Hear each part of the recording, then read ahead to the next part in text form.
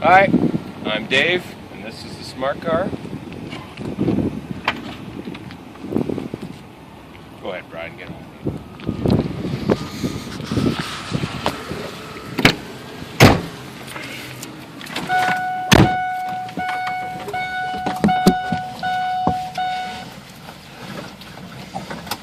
Oh, I guess I can edit that.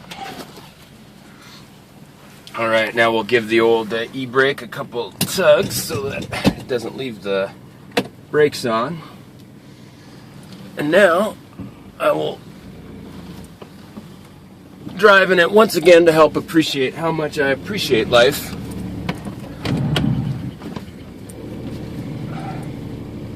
Okay. It's boiling in here. Gets rather hot in the Smart, seeing as how the entire thing is composed of glass, as you can see. And see if we can not get into an accident.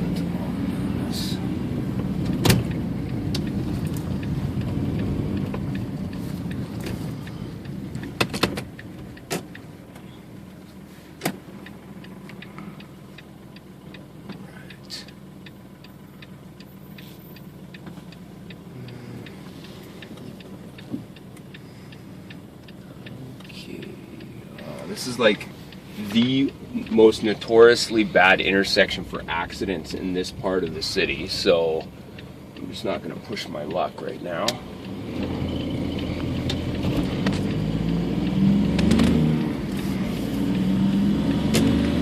As you can see, mind-blowing acceleration.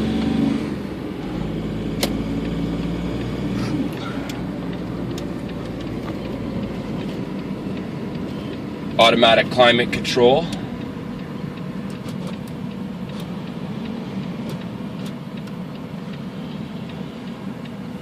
It does have heated seats, and they work.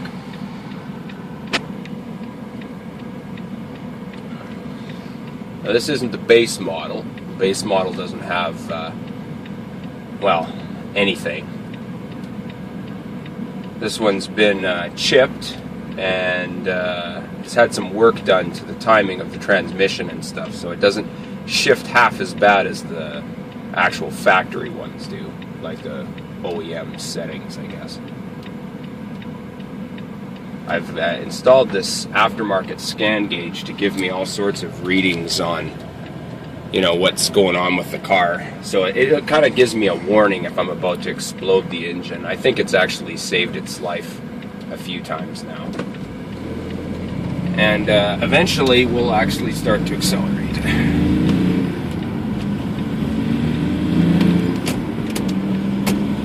Now, as we head out onto one of the most notoriously interesting roads in this town, hang on.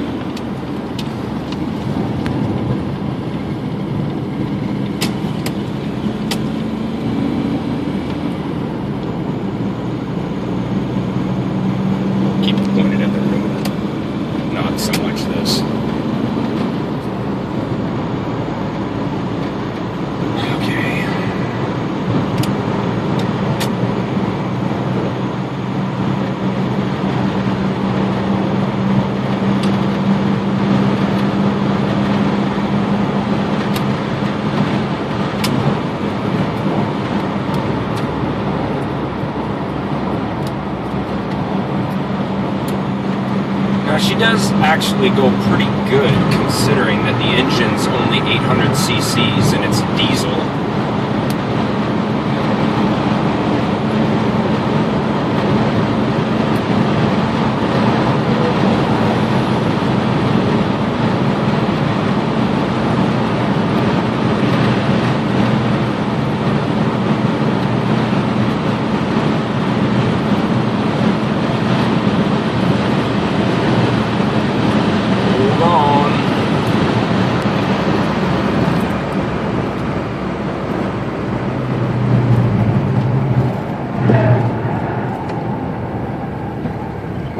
Actually could come out on the tape.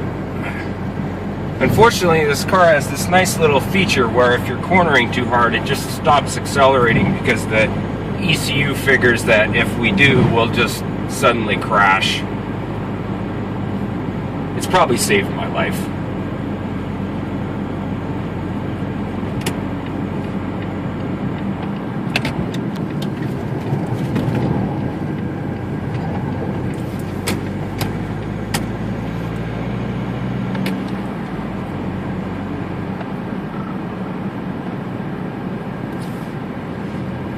So yeah, some of the other nice features of this car, you know, it gets incredible fuel economy. Right now we're burning 1.5 liters per hour, which is not bad considering we're traveling at 55 kilometers an hour. I think it's a 60 zone here.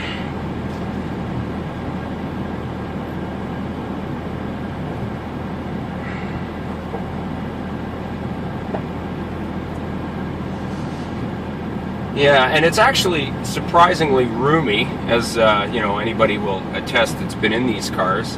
You can show them the back there. There's lots of cargo space, considering the fact that the car is like microscopic. There's actually a lot of interior space as well. I'm 6 feet tall, and I have lots of room. I've had colleagues that, you know, are like 6'6" that also fit.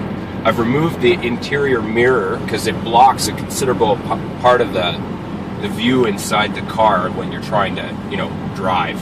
And not to mention when you're driving and vehicles like to ride up behind me, because the back window is like right there, their headlights pretty much shine right in your eyes and burn out your retinas. So I pulled it out.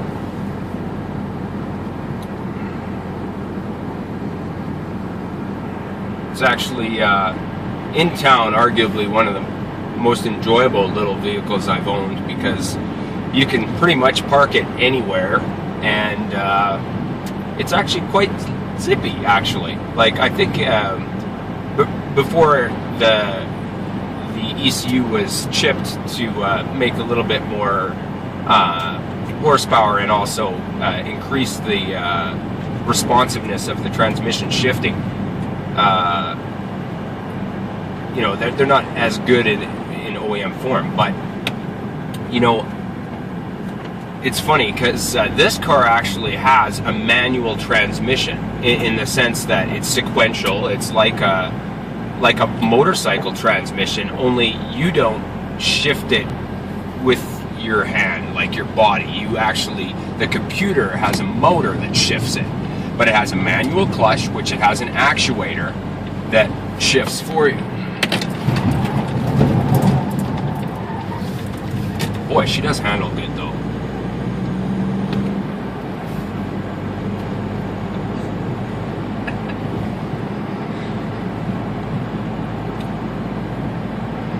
So right now I have some summer tires on it, and we got a pretty bad snowstorm recently, and I hit a big patch of ice. The traction control system on this car is very conservative, and it decided that it should try to help me out by keep the car straight, but what it actually did was put me into a high-speed spin that yeah, pretty much made me think that that was going to be the end of my life.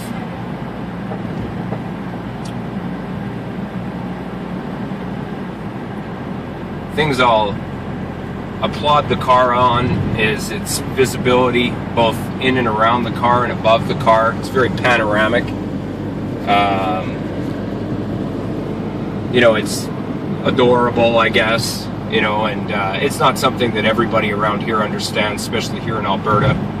We're, how to put it, conservative, I suppose, in our thinking that big trucks that get single-digit gas figures are far more sensible than vehicles like this. I mean, after all, you should be able to carry, you know, a fridge at any given time, or be able to tow, you know, a travel trailer, even though you're probably going to drive by yourself to work for 95% of the truck's life. Some of the complaints I have about the vehicle: the ride is very bumpy. The engine is not powerful enough for highway use when you get to things like hills. And actually, its fuel consumption gets really bad at high speed.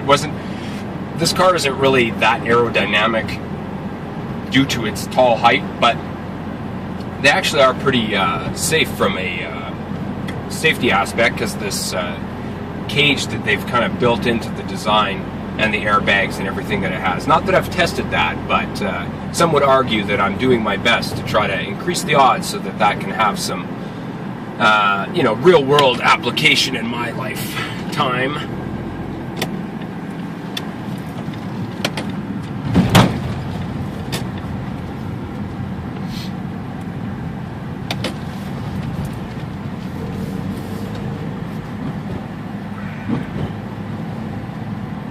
So yeah, that's a nice little introduction to both myself and this car. And yet, once again, we have survived.